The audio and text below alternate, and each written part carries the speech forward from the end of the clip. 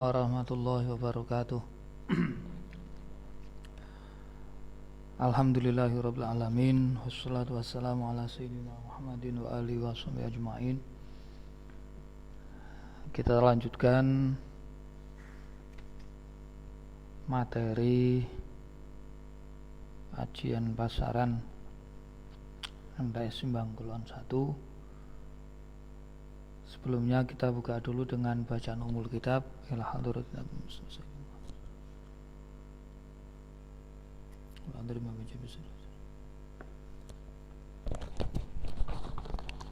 Al-Fatihah.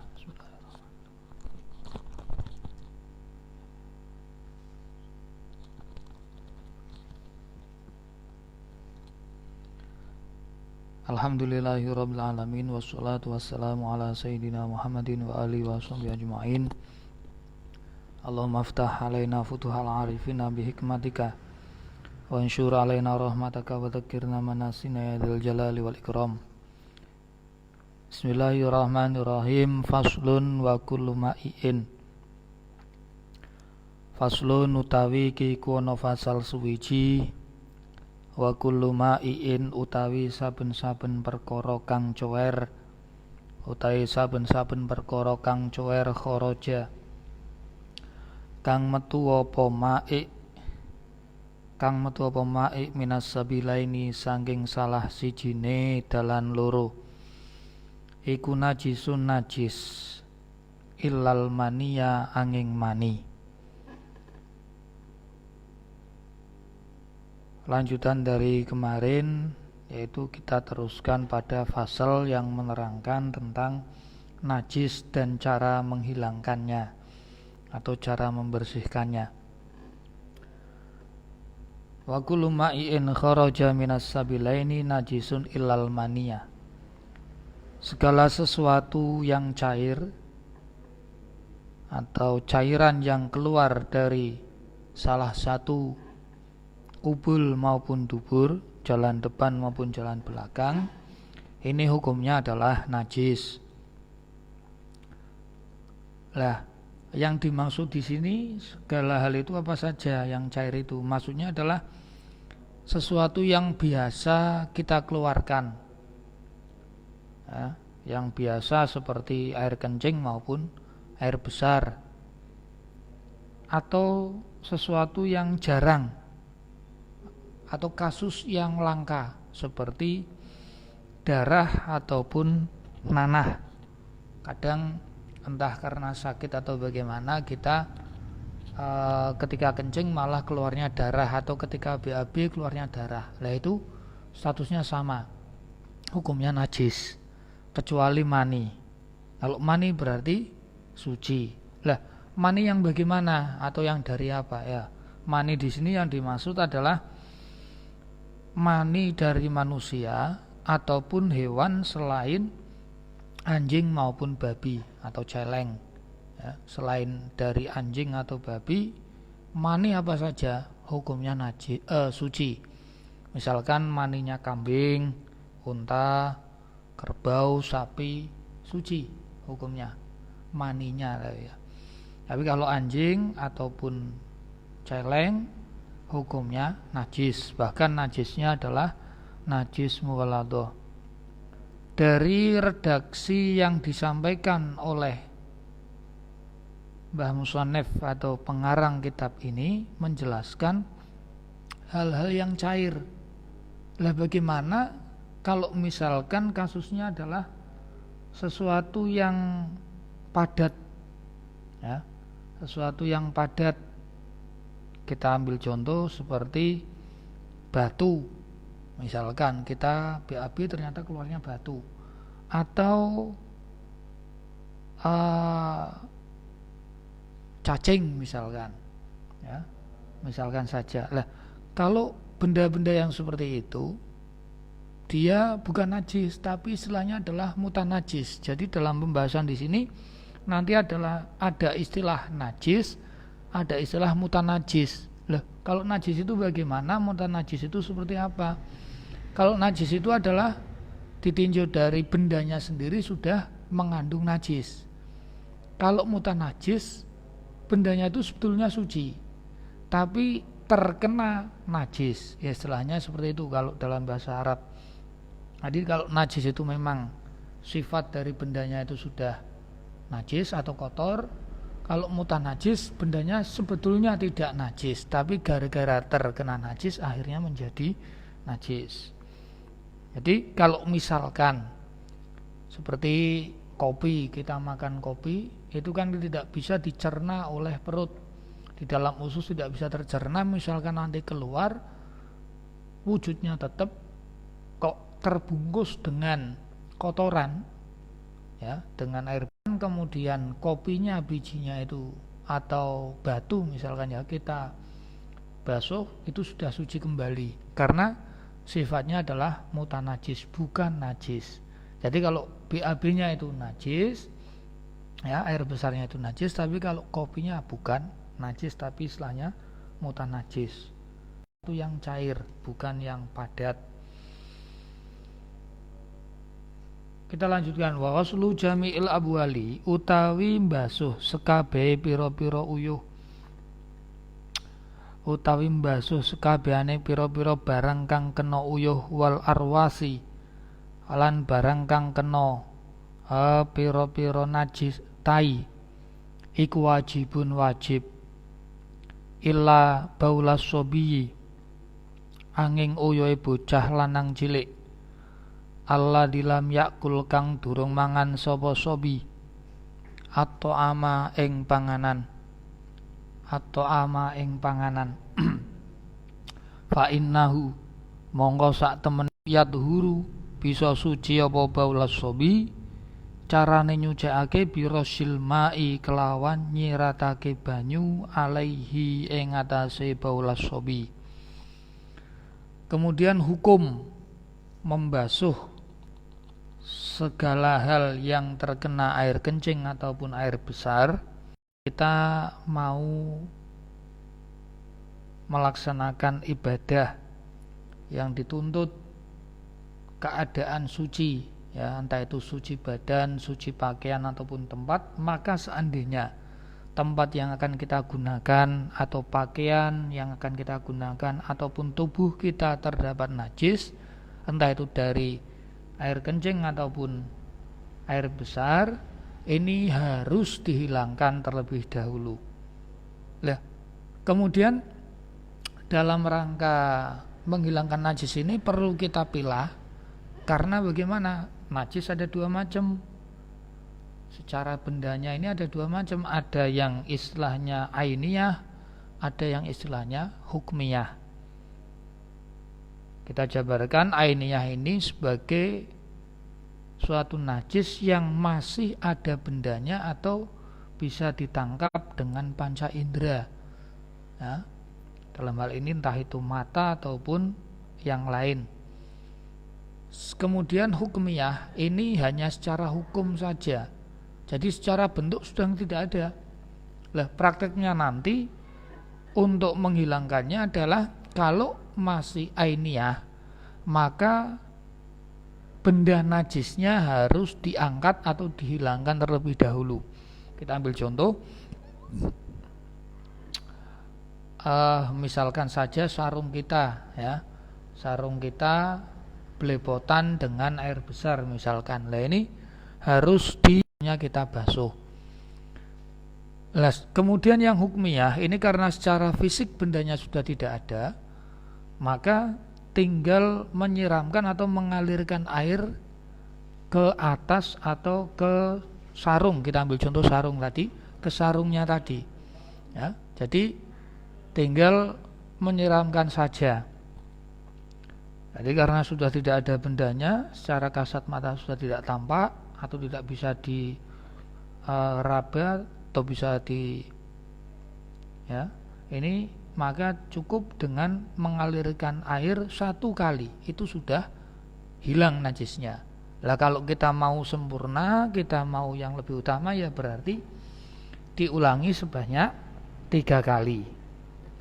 Dalam kasus ini ada pengecualian, yaitu air kencingnya anak kecil laki-laki, ya. Sobi di sini kan berarti anak laki-laki yang masih kecil, dalam arti anak yang umurnya di bawah 2 tahun, yang belum makan sesuatu apapun sebagai makanan pokok selain ASI. Jadi makanan pokoknya masih ASI. Jadi dia tidak minum selain ASI ataupun makan selain ASI. Misalkan saja mungkin pernah si anak tersebut minum air putih, tapi itu hanya 1 kali untuk, ya karena mungkin ada sesuatu hal, tapi bukan sudah menjadi rutinitasnya minum selain ASI, tidak. Jadi yang masih pokok tetap ASI, ya. Atau misalkan makan istilahnya ada MPASI, makanan pengganti ASI, ya. Dia belum mengkonsumsi itu, jadi masih murni menggunakan ASI saja. Lah ini ASI sebagai apa tadi namanya, makanan pokoknya, ya, atau minuman pokoknya hanya ASI, walaupun mungkin pernah 1 kali atau berapa, tapi tidak menjadi rutinitasnya. Ini kalau tadi dijelaskan bahwa cara menghilangkan najisnya mengalirkan air, ini kalau najisnya anak kecil ini cukup dengan nyiprat, memercikkan air saja, ya, tinggal dipercikkan saja di atas sesuatu yang terkena air kencingnya. Karena di sini bahasanya adalah air kencing, maka kalau air besarnya tetap hukumnya sama seperti najis yang lain, berarti harus dihilangkan kemudian dibasuh atau mengalirkan air. Tapi kalau air kencingnya cukup dengan memercikkan air. Bahasa memercikkan di sini kan berarti tidak harus rata ataupun tidak harus basah, benar-benar basah, ya. Jadi karena cukup memercikkan sudah suci. Ini ada keistimewaan, ya, atau pengecualian pada permasalahan air kencingnya anak kecil laki-laki yang di bawah umur 2 tahun yang belum makan selain makan sebagai bahan makanan pokok selain ASI.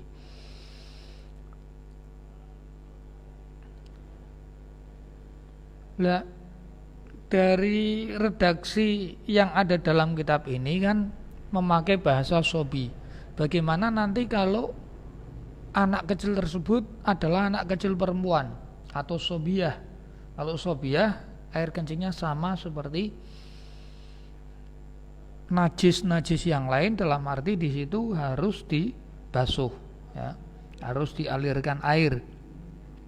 Ini kalau menurut keterangan, karena secara bau air kencingnya anak laki-laki dibandingkan dengan air kencingnya anak perempuan lebih berbau anak yang perempuan. Di samping itu alasan yang lain lagi dalam sebuah keterangan, kalau anak kecil, anak laki-laki ini sering di istilahnya dikudang apa bahasa Indonesia, sering diajak, digendong dibandingkan dengan anak perempuan. Jadi karena berbagai alasan, di sini hukumnya air kencing anak laki-laki lebih ringan daripada air kencingnya anak perempuan.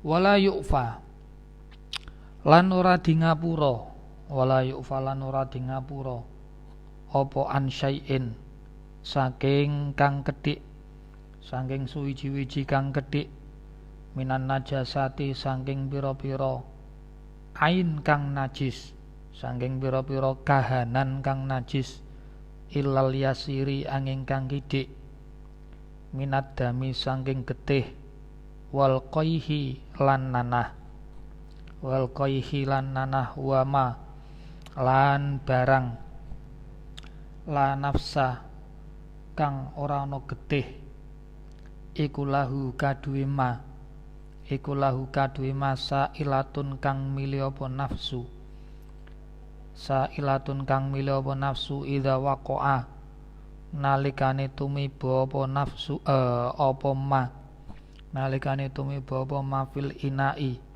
ing dalem jerone wadah wa mata lan mati apa ma wa mata lan mati apa ma fihi ing dalem ina fa innahu mongko sak temene ma iku la yunajjisuhu jime tasdid iku la yunajjisuhu najjasa yunajjisu ora najisake iku la yunajjisuhu ora najisake apa ma iku la yunajjisuhu ora najisake apa ma ing ma fil ina atau ina itu saja enggak apa-apa iku la yunajjisuhu ora najisake apa ma la nafsa ing ma fil ina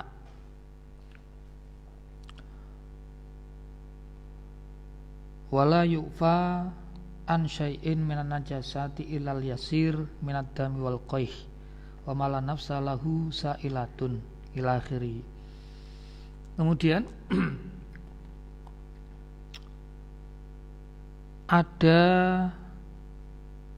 najis yang dimakfu ya. Istilahnya makfu atau diampuni dalam arti secara status itu najis tapi ada keringanan. Ada najis yang diperingan, jadi dimakfu. Najis sedikit dari darah ataupun nanah. Jadi misalkan saja ada darah yang keluar dari tubuh kita misalkan pada saat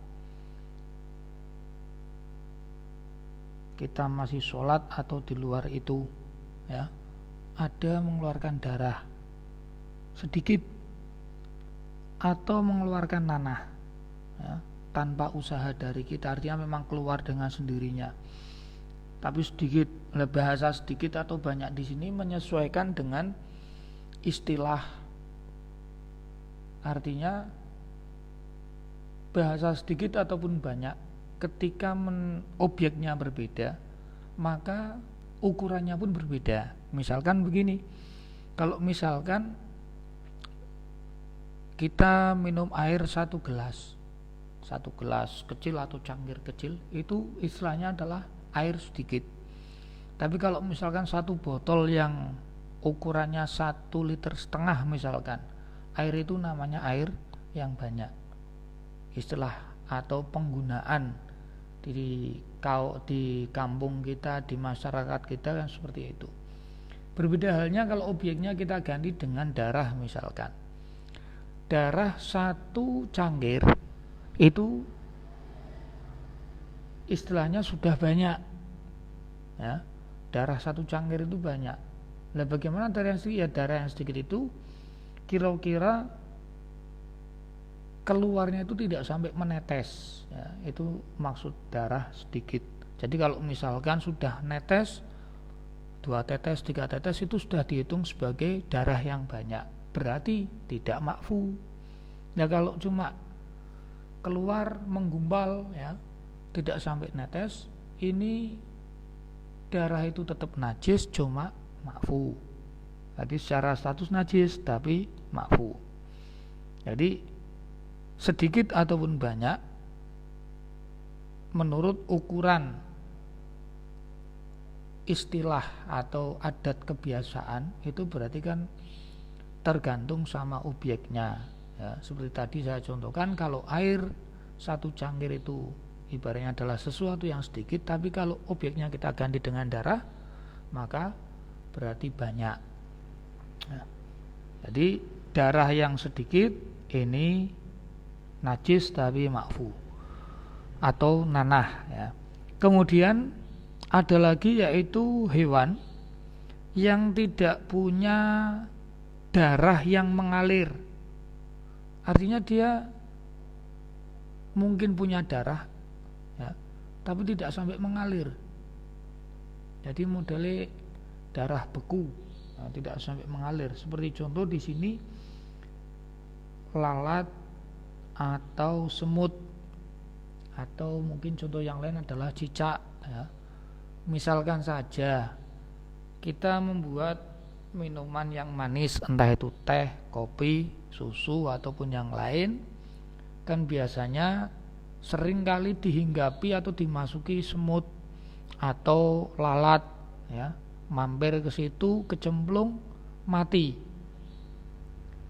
Ini air tadi yang sudah kita buat dalam satu gelas tersebut, ini boleh kita minum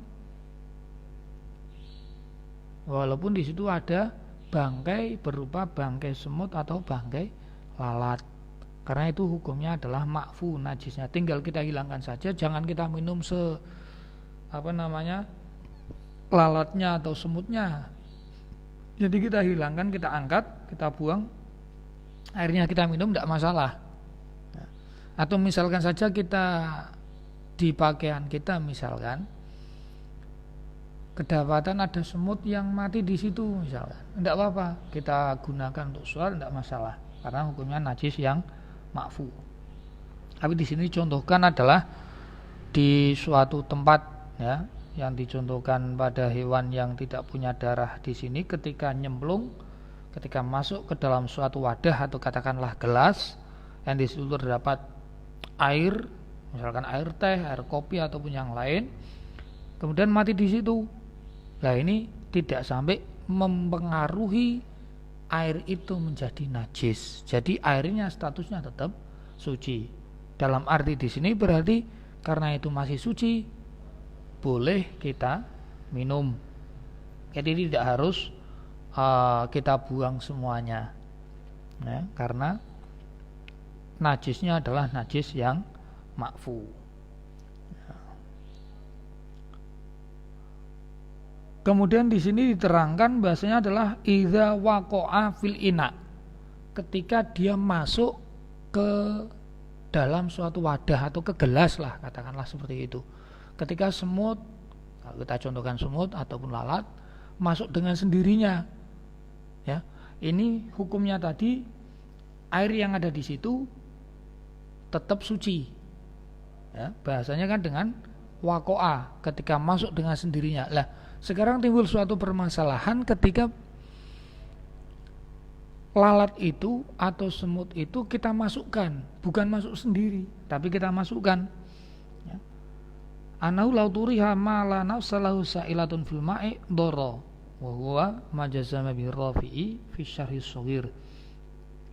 Jadi kalau kita masukkan hewan tersebut, misalkan semut atau lalat, kita masukkan ke situ, entah itu dalam kondisi hidup ataupun sudah mati.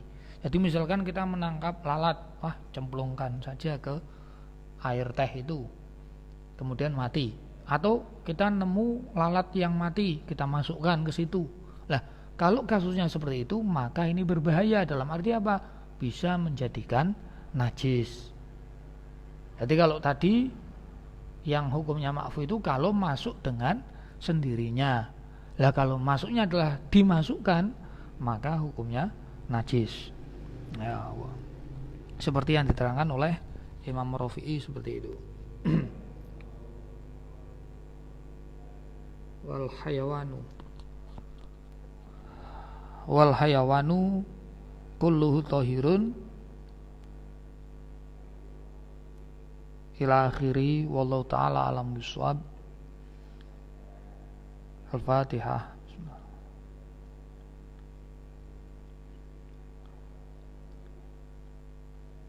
Jadi untuk pembahasan malam hari ini tentang najis kita cukupkan dulu sampai sekian. Untuk pembahasan selanjutnya yaitu wal hayawanu kulluhu tahirun illal kalba wal khinzira ila akhirih, insyaallah akan kita lanjut pada pertemuan berikutnya ya. Ya, mohon maaf apabila terdapat kesalahan.